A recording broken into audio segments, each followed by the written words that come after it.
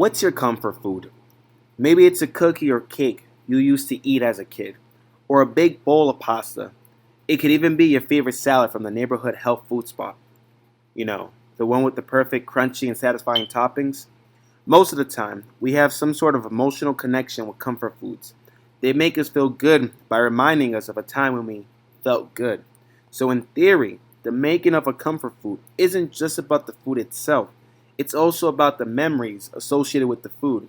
That begs the question, can we condition ourselves to experience comfort from any food, even fruit? One group of researchers decided to find out, and the results were recently published in Psychosomatic Medicine. My name is Jeremy Colon, and this is The Dark Side of Fitness, episode 27. How the study worked. The scientists set up a 7-day experiment using Pavlovian Conditioning. For those that don't know, this is the process of learning an association between a stimulus that elicits a biological response with a neutral stimulus. One group of participants ate fruit while practicing progressive muscle relaxation, PMR, which is kind of like a mind-body scan once a day. This is how they used Pavlovian conditioning. The idea was that these participants would begin to associate the fruit with the positive effects of PMR on the mood. That way, they might be more likely to reach for fruit instead of more traditional comfort foods like fries, pizza, and candy. Another group acted as the control. They ate fruit and did PMR, but not at the same time. This way, the scientists could see if pairing fruit with PMR in the other group did indeed have an effect. All the participants recorded what they ate, so the researchers could check if there was any difference in their overall diets during the experiment.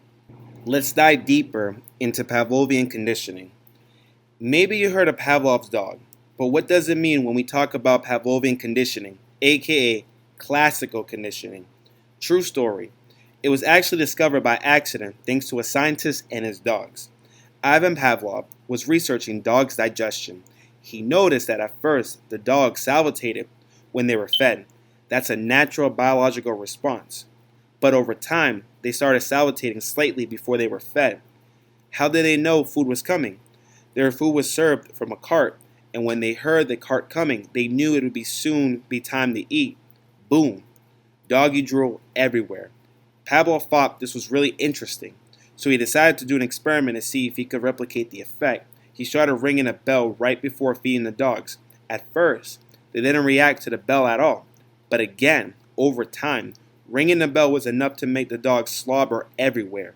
In other words, the dogs had an automatic response to the bell sound, which started out as meaningless, but over time came to signal that food was coming, hence the drooling.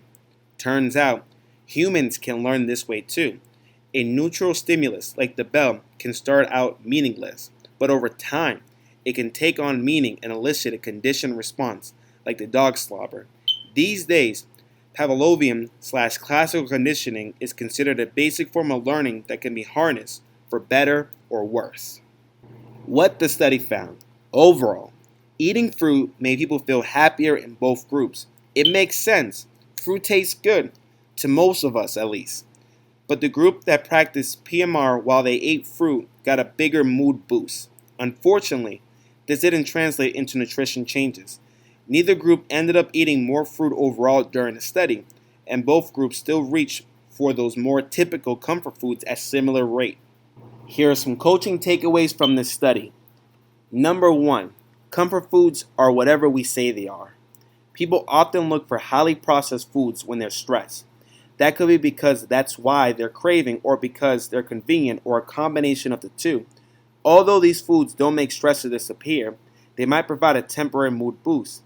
However, with a little experimentation, you might also find that other foods, ones that align more closely with your health and fitness goals, could serve the same purpose. Number 2, your environment really matters. If the Halloween candy is easily accessible and that's your go-to comfort food, you're probably going to eat it, especially when you're feeling down, stressed, or even tired. But if you wash and prep the kinds of fruits you really like ahead of time, and thus better shape your environment, you'll be more likely to give those foods a shot instead. And to take it one further, make foods you don't want to eat harder to access. One last thing before you go. I want to say thank you so much for taking the time to listen or view this video on YouTube. I really appreciate it. Please like, subscribe, and even share with those who could benefit from this. I'm going to continue making videos like this, and I hope they serve you and your goals. Take care. Talk to you soon.